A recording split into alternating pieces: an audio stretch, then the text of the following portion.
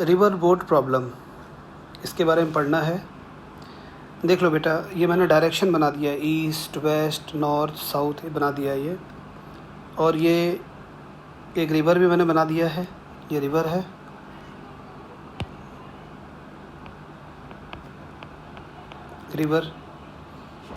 River की width है, river की विड्थ डी है। और रिवर जो है वेस्ट से ईस्ट की तरफ फ्लो कर रहा है, वेस्ट टू ईस्ट। तो हमने लेट कर लिया डी, विड्थ ऑफ रिवर। यहाँ पर जो है कुछ टर्म्स हैं, जैसे इनके बारे में समझना है। वी आर वेक्टर लिखा है मैंने। वी आर वेक्टर का मतलब होता है वेलोसिटी ऑफ रिवर, ये तो क्लियर है। और इसमें जो समझने लायक जो बात है, जिस पे ज़्यादा हमें ध्यान देना है, वो ये वाला है, we B R. V B R का मतलब होता है velocity of boat with respect to river और velocity of boat in still water. V B R, ये नीचे जो सफिक्स है बी आर देख कर लगी रहा होगा, velocity of boat with respect to river. लेकिन इसका अगर देखा जाए, इसका जो मीनिंग है वी बी आर का, वो बहुत क्लियर करना हमारे लिए ज़रूरी है। वी बी आर का मतलब, वी बी आर का मतलब है बोट की अपनी वेलोसिटी। बोट में जैसे हमने बोट को चालू किया, मोटर से ही बोट चल रहा है हमने, तो बोट की एक अपनी स्पीड होती है, खुद की स्पीड। पानी का फ्लो हो रहा है चाहे नहीं हो रहा है, मैटर नहीं कर रहा है। बोट रुके हुए पानी में या बहते हुए पानी में, उसकी एक अपनी स्पीड होगी। तो वी बी आर वो वाली स्पीड है, मतलब वी बी आर का मतलब बोट की अपनी स्पीड। तो जब रिवर में बोट मूव करेगा तो दो वेलोसिटी होगी, एक तो बोट की अपनी वेलोसिटी होगी और एक रिवर की वेलोसिटी होगी। बोट की वी बी आर और वी आर वेक्टर दोनों आपस में ऐड कर जाएंगे, ट्राइंगल लॉ या पैरेललोग्राम लॉ के हिसाब से। और वी बी आर वेक्टर और वी आर वेक्टर जब ऐड कर जाएंगे अकॉर्डिंग टू द ट्राइंगल और पैरेललोग्राम लॉ, तो उन दोनों के ऐड होने पर एक और वेलोसिटी मिलेगी, उसको हम वेक्टर बी बी बोलते हैं। वेक्टर बी बी का मतलब हो गया रिजल्टेंट वेलोसिटी ऑफ बोट। अब इसको मैं पूरा वेक्टर डायग्राम बनाकर अच्छे से समझा देता हूँ, इसको पहले समझ लो। जैसे सपोज करो कि बोट को साउथ बैंक से नॉर्थ बैंक जाना है, south bank to north bank. अब ये बोट जो है ये पॉइंट ए से बोट ने चलना शुरू किया। अब बोट कौन से डायरेक्शन में जा रहा है, हम अपनी तरफ से कोई भी रैंडम डायरेक्शन बना देंगे। मैं बना के दिखा देता हूँ। पहले हम ऐसे बना लेते हैं, वाई एक्सिस एक्स एक्सिस बना लेते हैं। ये देखो, ये बन गया वाई एक्सिस।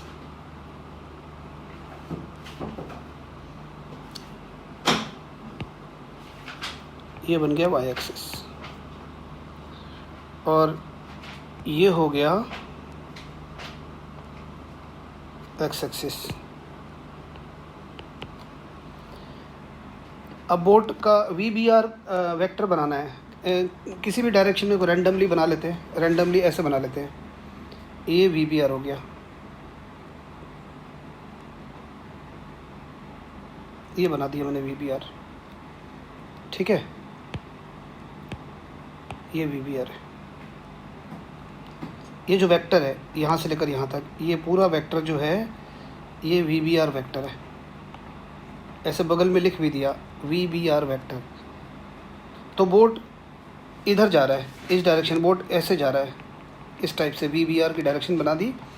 मतलब वाई डायरेक्शन के साथ, वाई एक्सिस के साथ में थीटा एंगल बनाकर बोट मूव कर रहा है। लेकिन बोट की अपनी वेलोसिटी तो नहीं है, बोट की वेलोसिटी के साथ रिवर की वेलोसिटी भी है। We have the velocity of river also. तो यहाँ पर बोट की वेलोसिटी और रिवर की वेलोसिटी को हमें ऐड करना है, तो उससे हमें एक रिजल्टेंट वेलोसिटी मिलेगा। तो अभी इसी ए पॉइंट पे हम वी आर वेक्टर भी बना लेते हैं। ये रिवर के फ्लो को देखते हुए वी आर वेक्टर की डायरेक्शन तो हम बना ही सकते हैं ना। We can draw v r vector. मैं बना देता हूँ ये पॉइंट पे वी आर वेक्टर। ये देखो बना दिया, ये बन गया, ये वाला वेक्टर हो गया, ये वी आर वेक्टर हो गया। तो यानी कि ए पॉइंट पे हमने दो वेक्टर बना लिया कि वी बी आर वेक्टर और वी आर वेक्टर। अब हमें ट्राइंगल और पैरेललोग्राम लॉ से दो वेक्टर को ऐड करना तो आता ही है, तो अभी इसको ऐड करके देखेंगे। याद है, डॉटेड लाइन बनाएंगे, ये बना दिया हमने। वी आर वेक्टर के पैरेलल बना दिया एक लाइन, और एक लाइन बनाना है वी बी आर वेक्टर के पैरेलल, ये 2 लाइन बना दिया ऐसे। ये भी पूरा कंप्लीट कर लेते हैं। ये डॉटेड लाइन ऐसे, ये बन गया, ये पैरेललोग्राम कंप्लीट हो गया। अब इस पैरेललोग्राम का जो डायगोनल है वो रिजल्टेंट है, पैरेललोग्राम का जो डायगोनल है वो रिजल्टेंट है। ये हो गया रिजल्टेंट। इस रिजल्टेंट वेलोसिटी को हम बोलेंगे वी बी वेक्टर।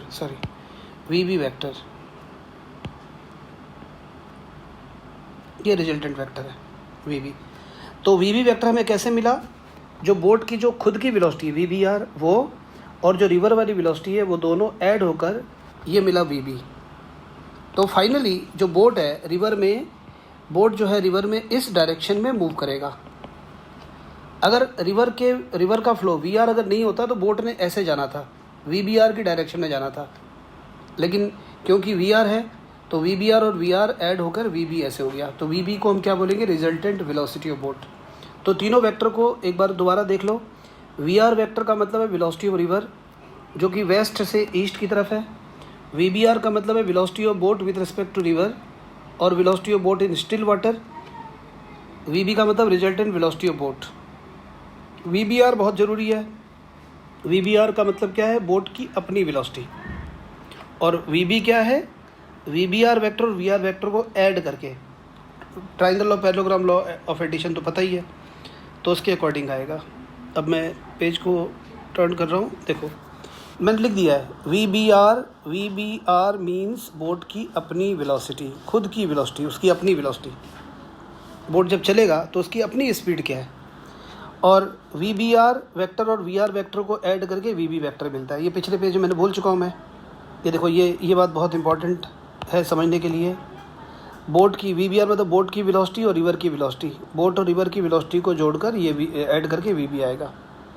अब ये वी बी आर लिखने के पीछे भी रीज़न है, वी बी आर क्यों लिखते हैं। देख, रिलेटिव वेलोसिटी पढ़ा होगा ना, relative velocity v B r. अब इसको इस बी के ना, ये जो बी है, ये बी और आर के बीच में ऐसे ये ब्रेक कर दो तो क्या बन जाएगा? V b vector minus v r vector, v b vector minus v r vector. अब इस वी आर वेक्टर को इधर ले आओ तो ये क्या बन जाएगा? V B r vector plus v r vector equal to v b vector. तो यही वाली बात आ गई ना। तो ये याद रखने के लिए ऐसे वी बी आर बोला हुआ है। वी बी आर वैसे हमें कंफ्यूज कर रहा है देखा जाए तो वी बी आर जो हो गया, वी बी आर असल में वी बी आर क्या है? वेलोसिटी, बोट की अपनी वेलोसिटी है। अब हमें ये निकालना है, देखो हेडिंग क्या लिखा है? To find the time taken by the boat to cross the river. मतलब बोट को साउथ बैंक से नॉर्थ बैंक तक जाना है, तो इस पार से उस पार जाने में कितना टाइम लगेगा। डी यहाँ पर रिवर की विड्थ है, वी बी आर जो है वो बोट की अपनी वेलोसिटी है और वी आर रिवर की है। रिजल्टेंट अभी मैंने दिखाया नहीं, उसकी ऐसे कोई ज़रूरत नहीं है। वी बी आर और वी आर दो ही तो होते हैं, वी बी आर और वी आर को ऐड करके तो वी बी होता है, तो वी बी मैं बना नहीं रहा हूँ। तो रिवर को क्रॉस करने के लिए वो वाली वेलोसिटी चाहिए जो रिवर के फ़्लो के परपेंडिकुलर हो। जैसे रिवर का फ़्लो हो रहा है एक्स डायरेक्शन में, अगर बोट को इस पार से उस पार जाना है तो वाई डायरेक्शन वाली वेलोसिटी चाहिए जो कि रिवर के फ़्लो के परपेंडिकुलर है। ये जो वी आर है ना, ये किसी भी तरह से हेल्प नहीं करेगा बोट को इस पार से उस पार जाने में। वी आर तो एक्स डायरेक्शन में है ना, ये तो बोट को बहा के लेके जाएगा एक्स डायरेक्शन में। तो अगर इस पार से उस पार जाना है तो हमें इस वी बी आर को रिजॉल्व करना पड़ेगा एक्स और वाई डायरेक्शन में। रिजॉल्व करना तो आता ही है, तो वी बी आर को मैं रिजॉल्व कर देता हूँ। देखो रिजॉल्व ऐसे करेंगे, इसके कंपोनेंट बनाएंगे वी बी आर के ऐसे करके, और ये देखो कंपोनेंट। तो एक कंपोनेंट हो गया इसका, एक कंपोनेंट ये, एक कंपोनेंट ये आएगा और एक कंपोनेंट ये आएगा। तो ये वाला जो कंपोनेंट है वाई कंपोनेंट, ये होगा v B are cos theta, और ये जो इसका जो एक्स कंपोनेंट आएगा ये होगा ये एस मिटा देता हूँ, ये होगा v B are sign theta. समझ आ गया? तो अब इस रिवर को क्रॉस करने के लिए जो वेलोसिटी हमारे काम का है वो वेलोसिटी है we B are cos theta. ये वाली वेलोसिटी हमारे काम का है। तो मैं यहाँ पे लिखता हूँ, वही हमारे वो जो formula S equal to V T है उसी को लगाना है, S equal to V T ही लगाना है। क्योंकि अभी हम फिलहाल ये मान के चल रहे हैं कि बोट जब इस पार से उस पार जा रहा है, जो बोट की वेलोसिटी है वी बी आर वो कांस्टेंट वेलोसिटी है। रिवर की वेलोसिटी वी आर वो कांस्टेंट वेलोसिटी है, उसमें कोई चेंज नहीं आ रहा है। जब तक बोट चल रही है पानी में उसकी वेलोसिटी सेम है, we B R is a constant velocity. तो S equal to V T से हमें मतलब क्वेश्चन सॉल्व कर लेंगे। तो टाइम टी इक्वल टू हो गया एस अपॉन वी। तो हमें निकालना है time to cross the river को क्रॉस करने का time to cross the river. तो देखो t इक्वल टू डिस्टेंस कितना कवर करना है, वाई डायरेक्शन में जो डिस्टेंस है वही हमें लेना है, जो रिवर की विड्थ है d, और जो स्पीड लेना है हमें वो लेना है we B are cos theta. तो ये जो d upon v B are cos theta है, यही है रिवर को क्रॉस करने का टाइम। समझ आ गया? मतलब रिवर को क्रॉस करने के लिए सिर्फ V B are cos theta ही रिस्पॉन्सिबल है, we B are sign theta responsible नहीं है। We B are sign theta की डायरेक्शन देख लो, ये एक्स डायरेक्शन में V B are sign theta, V R भी एक्स डायरेक्शन में है, we B are cos theta Y direction में है। और ये V B are cos theta जिस डायरेक्शन में उसी डायरेक्शन में डिस्टेंस भी लेना है डी, और ऐसे करके निकल गया, पहुँचेगा कहीं और। मतलब ज़रूरी नहीं कि बोट यहाँ जैसे ए पॉइंट से बोट चला, ये कोई ज़रूरी नहीं कि बोट बी पे जाके पहुँचेगा, किसी और सी पॉइंट पे भी जा सकता है।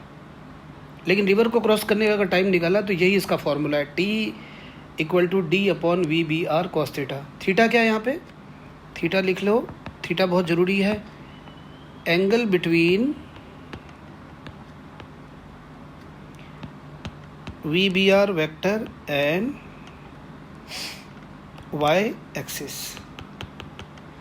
बच्चों एक बात यहाँ पर बहुत ज़रूरी है, जब भी हम कोई रिवर बोट वाले प्रॉब्लम करेंगे, ये जो डायग्राम जो यहाँ पे दिख रहा है, ये वी बी आर, ये ऐसे वी बी आर और ऐसे v r, x axis y axis, ये डायग्राम मेन है, इसको पहले बनाना है, उसके बाद ही आगे ये सब होगा।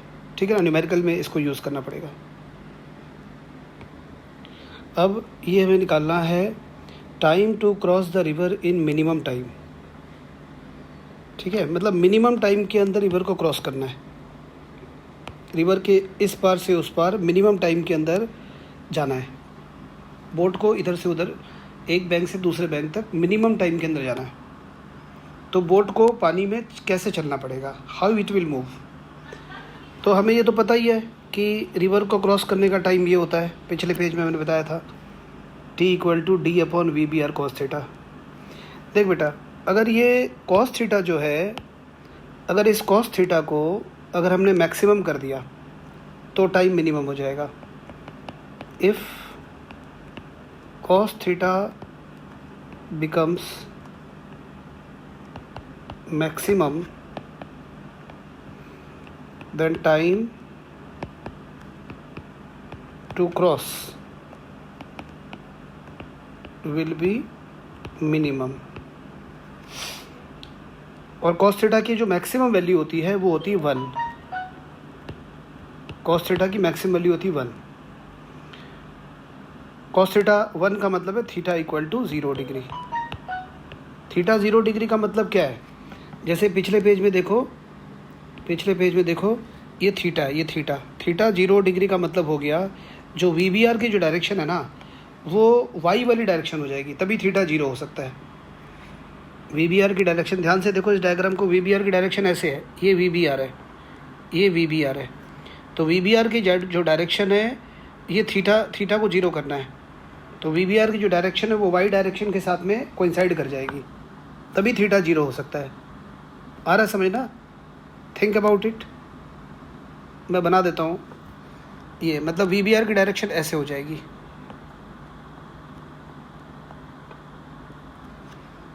और वी आर तो ऐसे है ही, वी आर की डायरेक्शन ऐसे है। तो इसका मतलब है कि रिवर को अगर मिनिमम टाइम के अंदर क्रॉस करना है तो बोट को पानी में कैसे चलना पड़ेगा? बोट को पानी में रिवर के फ्लो के परपेंडिकुलर चलना पड़ेगा। ठीक है, मैं यहाँ पे लिख देता हूँ, to cross the river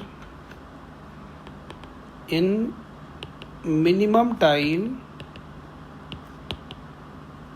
the boat has to move perpendicular to the flow। Flow के परपेंडिकुलर उसको चलना पड़ेगा। इसका मतलब ये नहीं है कि ये बोट जो है ए से सीधा बी पे पहुंच जाएगा, ऐसा नहीं है। मतलब वो एक्चुअली जो वो पहुंचेगा, देखो बोट की वेलोसिटी वीबीआर की डायरेक्शन ऐसे वाई डायरेक्शन से मैच कर रही है, लेकिन यहाँ रिवर की वेलोसिटी भी तो है, उसकी जो रिजल्टेंट वेलोसिटी होगी वो तो कुछ ऐसे होगी ना। ये हम इसका रेक्टेंगल पूरा कर लेंगे, रिजल्टेंट वेलोसिटी होती है वी, वो तो ऐसे होगी। वो जाएगा किसी पॉइंट सी पे जाएगा, पहुंचेगा सी पे भी। मतलब ये बहुत बच्चे कंफ्यूज रहते हैं कि भाई वीबीआर बोट की वेलोसिटी रिवर के परपेंडिकुलर हो गई तो बोट को बी पे आना चाहिए, बी पे नहीं आएगा, सी पे आएगा। मतलब बोट जब तक पानी में चलेगा ना वो अपने आप को रिवर के फ्लो के परपेंडिकुलर रखेगा। मैं इसको अगले पेज में समझा देता हूँ इस बात को, इसका मतलब क्या है। इसका मतलब सपोज एक बड़ा, मैंने रिवर का जो डायग्राम है थोड़ा बड़ा बना दिया, रिवर की विड्थ 3D है, ये देख बड़ा डायग्राम बना दिया। अब ये देख, ये वी आर वेक्टर बना हुआ है, ये वी आर वेक्टर बना हुआ है, वी बी आर बना हुआ है। जो वी बी आर है वी आर के परपेंडिकुलर है। मिनिमम टाइम का यही होता है ना। बोट मतलब ए से हम ये सोच रहे हैं बी पे जाना चाहिए, नहीं बिल्कुल नहीं, बी पे नहीं जाएगा। ये रिजल्टेंट वेलोसिटी हो गई, रिवर और बोट की वेलोसिटी ऐड होकर वी बी हो गई। तो बोट ए पॉइंट से चलना शुरू किया, लेकिन थोड़ी देर बाद बोट यहाँ पहुँच गया। जब बोट यहाँ पहुँचेगा ना, फिर ये देख बोट की जो बोट की खुद की वेलोसिटी है वी बी आर, ये वी बी आर बनाया मैंने और ये बनाया वी आर। ठीक है, ये देखो ये वी बी आर हो गया, ये बना रहा हूँ, ये वी बी आर हो गया और ये वी आर हो गया। तो रिजल्टेंट, ये रिजल्टेंट हो गया। अब देख जब यहाँ पहुँच गया बोट ए से किसी पॉइंट पी पे, P1 पॉइंट पे पहुँच गया, बोट यहाँ पे आ गया, तब भी देखो बोट की जो वेलोसिटी है उसका डायरेक्शन रिवर के परपेंडिकुलर है। मैं ये कहना चाह रहा हूँ, मतलब जब तक बोट पानी में चलेगा तब तक बोट की जो वेलोसिटी है, जो बोट की जो वेलोसिटी है, जो बोट की जो खुद की वेलोसिटी है रिवर के फ्लो के परपेंडिकुलर होगा। लेकिन जो रिजल्टेंट है वो तो ऐसे ही रहे। रिजल्टेंट तो ये होगा, ये रिजल्टेंट हो गया, ये वाला रिजल्टेंट है जिसको हम वी बी वेक्टर बोलते हैं। फिर ये किसी पॉइंट P2 पे आया, P2 पे आने के बाद भी फिर बोट की खुद की वेलोसिटी, बोट की जो खुद की वेलोसिटी वो ऐसे है, रिवर की ऐसे है, और ये बोट की और ये वी बी आर, और ये हो गया वी आर। समझ रहे हो ना इस बात को कि बोट जब तक वो पानी में चलेगा तब तक वो अपनी बोट की जो खुद की वेलोसिटी है वी बी आर, वो वी आर के परपेंडिकुलर रहेगी। लेकिन बोट पहुंचेगा सी पे, ठीक है, बोट बी पे नहीं पहुंचेगा। तो किसी भी रिवर को अगर मिनिमम टाइम के अंदर क्रॉस करना है तो बोट जब पानी में चल रहा होगा तो वो अपनी वेलोसिटी को वी बी आर को हमेशा वी आर के परपेंडिकुलर रखना होगा।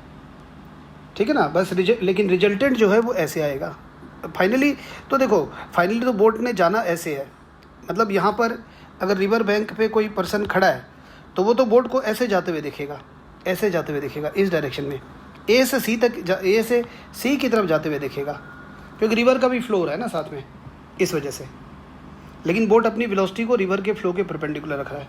तो कभी भी रिवर को अगर मिनिमम टाइम में क्रॉस करना है तो boat has to move keeping V B R always perpendicular to V R. बस ये बात ध्यान रखना है, ठीक है।